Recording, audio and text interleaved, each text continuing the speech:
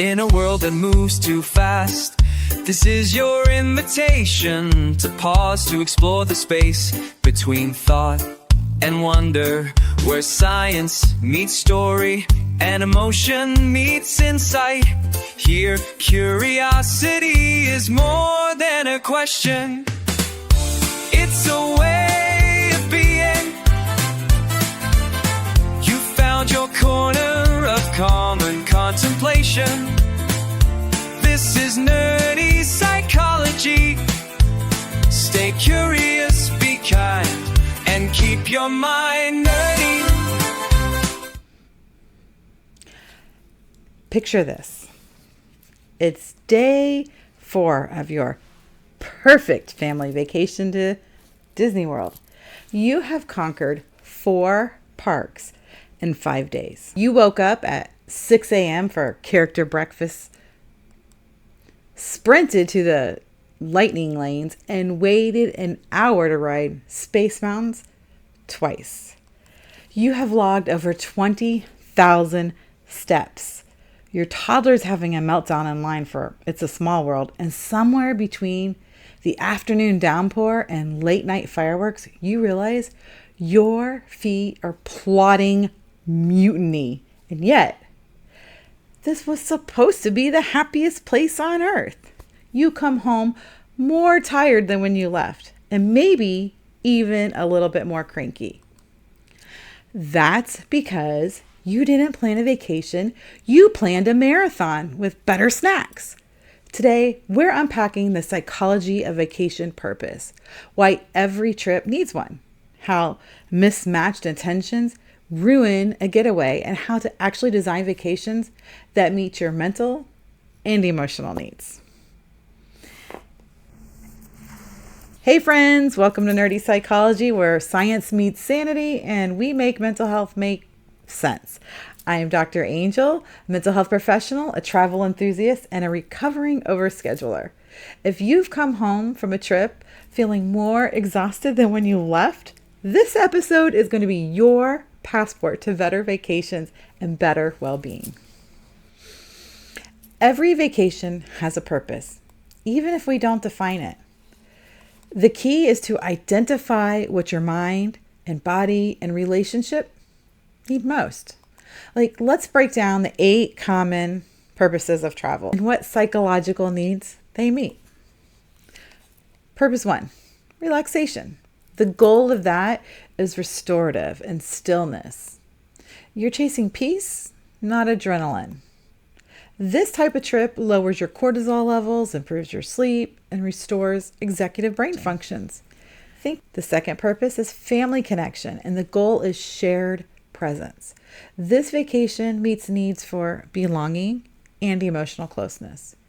It's not about doing everything. It's about doing things together. A family cabin trip with board games and campfires instead of overstuffed amusement park agendas every day. The third type is adventure, and the goal of this is novelty and mastery. Psychologically, adventure satisfies our dopamine system, that thrill of the newness and the risk and the growth. So things in this could be like hiking or whitewater rafting or learning to surf. You come home with stories and improved self-confidence. The fourth purpose can be culture and discovery. The goal here is intellectual and emotional expansion. This taps our curiosity and our wonder, and it's our brain's reward for learning. Some examples could be exploring local markets or historical tours or food-based travel. These experiences meet our psychological need for meaning and perspective. The fifth purpose can be friend trips. The goal of this is about belonging and laughter and being yourself. This meets our social bonding needs through humor and storytelling and shared novelty. Examples can be the girls' weekend or the guys' cabin trip, or a hike or hunting or a friend group renting a house by the beach. The sixth purpose is romance, and the goal for this is intimacy and reconnection. Romantic getaways meet attachment needs of feeling seen and valued and emotionally safe. sunset dinners, dancing, couples massages with no phones. The seventh type of purpose is recovery. And the goal of this is healing and recalibration. This trip is about recuperation of our mental and our emotional side. It's often quiet, gentle, and very grounding. Examples could be a mindfulness retreat, or time alone, or personal rest after a burnout. The eighth purpose is escaping. The goal of this is just temporary relief. This one is one that feels like vacation, but can backfire. Escape travel can be fueled by avoidance and running from problems and not toward restoration. So booking trips impulsively after stress only to feel that same tension when you return is not helpful. But sometimes we need to hit pause when we can take a quick escape when life is feeling really overwhelming, and we can take that pause. We can walk back into a situation with fresh view, fresh perspective, fresh energy, and we're better able to manage that. And so escape vacations are typically really short little periods of time that just give us a timeout, hit pause, and take a new perspective for ourselves. We are not avoiding dealing with what got us there. So those are some of the main purposes we will travel for. And so looking at what is the purpose of this trip? Why am I taking this trip? And so oftentimes most trips are not typically a full singular purpose. Most trips will have a primary purpose and then maybe a little bit of a secondary purpose sprinkled in a little bit. I'll give you some examples. Like a romantic getaway could have couples massage and wonderful dinners on the beach or sunset. And then maybe there might be an adventurous excursion of scuba diving for one day. Or a relaxation retreat could also have some time of cultural discovery. But here's the kicker. If the primary goal is rest, don't overload it with activity.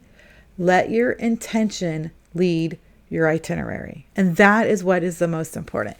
Be intentional and purposeful as you plan your trip. Here's what most people will do on vacation is they try to take all those purposes and wrap it up into one vacation. And it's impossible.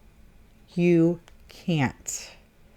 You can't go and have family time and romance connecting time and adventure and rest and restorative and escape all in one trip and think it's going to help you when you come back. Those are the trips that we come back for feeling more tired and more exhausted and, needing the vacation from our vacation. The mismatch trap. So here's where it goes wrong. When our trip goals and our psychological needs do not match, we find vacations to be stressful and overwhelming. And that relaxation trip, that's a sprint. You plan a lake getaway and you fill it with jet skis all day and social dinners every night, and you come back sunburned and irritable instead of refreshed. The romantic trip with unclear expectations. One partner wants candlelit conversations and the other one wants to go cliff diving. Neither feels satisfied because the purpose was not agreed upon before the trip. It wasn't talked about upfront and planned with that intentionality. Or, the adventure trip with a burned out brain. You're mentally fried, but you're booking a demanding mountain trek anyway. Instead of exhilaration, you get exhaustion. A reminder that adrenaline is not a cure for burnout. The psychology behind it, this mismatch creates cognitive dissonance. This is where your brain expects one thing, like restoration, but gets a different thing, like depletion or exhaustion. Vacations are emotionally charged because they amplify whatever you bring with you. If you're walking in with stress and with tension and with unmet expectations, that's why setting a purpose before you plan is like choosing the destination before you get into the car. Intentional vacations start with self-awareness, not search engines. So often I hear people come and say, I planned this trip and I planned this trip. And because they got a flash good deal or a flash sale, or they were contacted by a person that had this great once in a lifetime deal on this or this or this. They try to make the need fit the vacation instead of the vacation fit the need. Intentional vacations start with self-awareness, not search engines. Ask yourself, what do I want to feel when I come home? What does my mind and my body need right now? Does it need stimulation? Does it need stillness? Does it need connection? Who do I want to connect with most? Do I need to connect most with myself? Am I decompressing? Am I connecting with my partner, my kids, my friends, my outside family? So let's break down some ideas for intentional planning by purpose. So if you're doing a relaxation trip, keep your schedule light. Maybe have one activity max per day. Build daily nap or reading time in and unscheduled time. Choose destinations that might have more natural beauty or even spa amenities. Avoid, and this is important, if you're relaxing, you need to avoid overcrowded tourist zone. A relaxation vacation is not the time to go to Paris or to go explore a new space. And it's definitely not a time for amusement parks. We want to avoid those overcrowded tourist zones because that is stimulating, not relaxing. If you're needing family connection, first of all, include the family in the planning. Bring in the kids. Let's sit down. Let's throw out ideas. Kids feel empowered when they get to have a voice and pick an activity or have a say. When we're planning our family connecting vacations, we need to have downtime between high energy events. We all need time to rest and recuperate. We need to limit screen time for that genuine bonding moment. When we're traveling with our family, we need to know what our kids' needs are. Do our kids get overwhelmed quickly? Do they not handle change well? What can I bring that may provide extra comfort? Like, for example, one of my kids, when he was younger, he did not have the patience to stand in lines, and he did not have the bandwidth to handle going long periods of times without snacks or drinks while we were doing like an amusement park. And we live in Florida, which is literally like the amusement park capital here. And we wanted to go to the amusement parks, but to do so successfully meant I packed extra snacks that were protein based. I packed plenty of drinks for him so he could have one whenever he needed. We packed times of rest. We planned times in the day that we would disconnect from that park. Maybe go back to the hotel, swim for a little bit, come back to the park, do sit down activity so that we would minimize him having to have those moments that were not his best. It would make the trip miserable if we try to make him push through something that wasn't for him. And so instead of going, oh, we can do every ride in one day, flag drop to fireworks, that may not be the best fit for your children. And it would be better to ride a few things or experience a few things and have a great time doing it than to push through and experience everything and feel so overwhelmed doing it. So think of your kids' needs. Think of your needs as you're planning family trips. I know rest and hunger can make my kids really stressed out. And so I plan extra rest and extra time for food and drink so that they are hydrated and rested very well. Adventure. So when we're taking adventure trips, these are higher energy trips. So we need to make sure we're scheduling recovery days after intense excursions or experiences. So we're stretching our comfort zone safely. We're not overcommitting. And we also want to bring that gear that supports our recovery. Just like our family trips, we want to have those hydration packs or comfy foods. And so really great space to do that is giving those high energy and then having those more quiet times and then high energy and quiet times and whatever that activity could be, because that is going to help you enjoy that activity and actually get from it what you need. Culture and discovery. So here is the secret to this. You want to plan some just wander time. You want no agenda. You just want that spontaneity to just explore. Like learn some new phrases or try some street food vendors.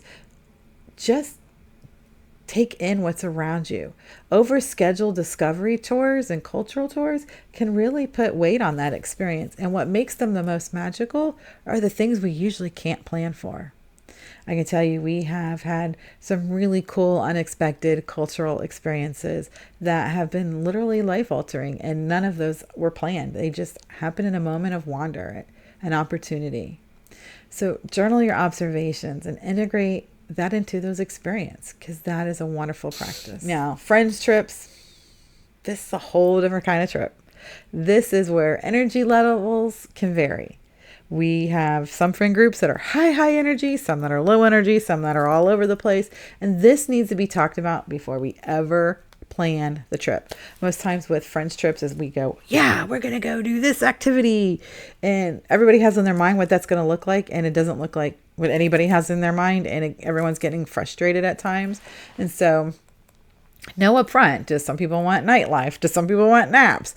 Like, it's okay. We can do two things at once. We could split up into pairs for an activity so we have some flexibility. We can have no pressure. Like when you're ready to tap out for the day, you're good. You can tap out. We're not going to shame you for going to bed early. Like, everyone should have solo time on that friend trip to just have time to themselves if they need. But we talk about these before we go on the trip. On a romantic, we want to prioritize quality over quantity. So this is about slowing life down, seeing the person that you're with. If it's slow meals or shared experiences or just unplugging in the evenings. When we're planning those romantic trips, we definitely want to discuss our expectations. Relaxation, adventure, intimacy, so that we can plan accordingly and have our expectations in a line accordingly. Because so often when you say one word, everybody has a whole different mental image of what that's going to look like. And then we get there and we have this idea and it doesn't. And we have a lot of disappointment. On recovery trips, we want to focus on sensory comfort.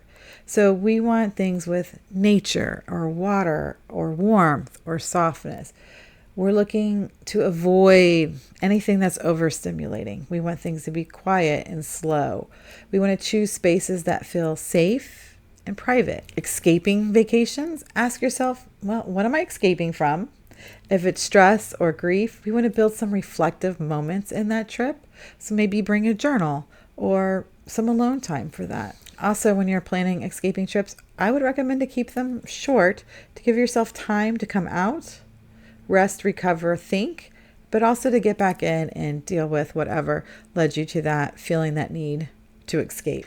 So some practical tools for purposeful travel. Before we wrap it up, here are a few tools to bring this home. Purpose check. Write your primary and secondary purpose before you book. The 70-30 rule.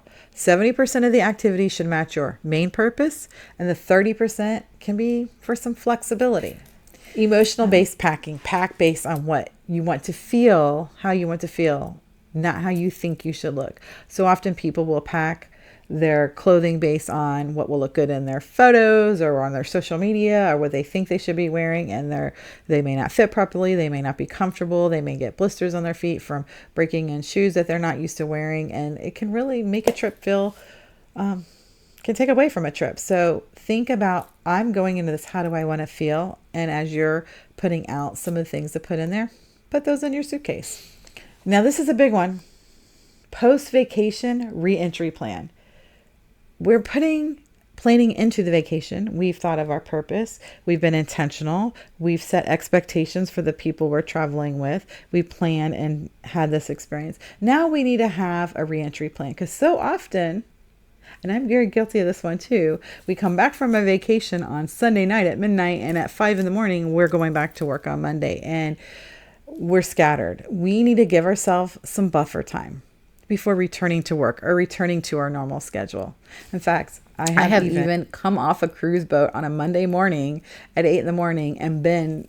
and went straight to work by 10 o'clock that morning, that same day, right off of a cruise boat. That is not helpful at all.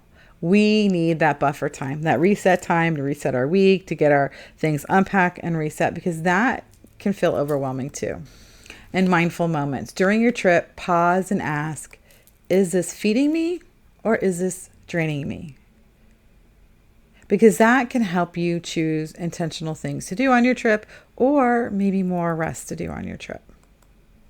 Intentionality transforms your vacation from distractions into restoration and need meeting. When we travel without purpose, we collect photos. When we travel with purpose, we collect peace and memories and meaning. Every journey is an opportunity to return to yourself, just in a different location. So before you pack, pause and ask, what's the purpose of my next adventure? If this episode helped you rethink your travel mindset, hit the like and subscribe and ring that notification bell so you don't miss next week's episode. How often should you vacation? The science and strategy of taking time off. And don't forget to check out Food for Thought Fridays, where we serve up bite-sized brain snacks for your mental wellness journey. Until next time, stay curious, be kind, and keep your mind nerdy. That's a wrap. You found your corner of calm and contemplation. This is nerdy psychology. Stay curious, be kind, and keep your mind nerdy.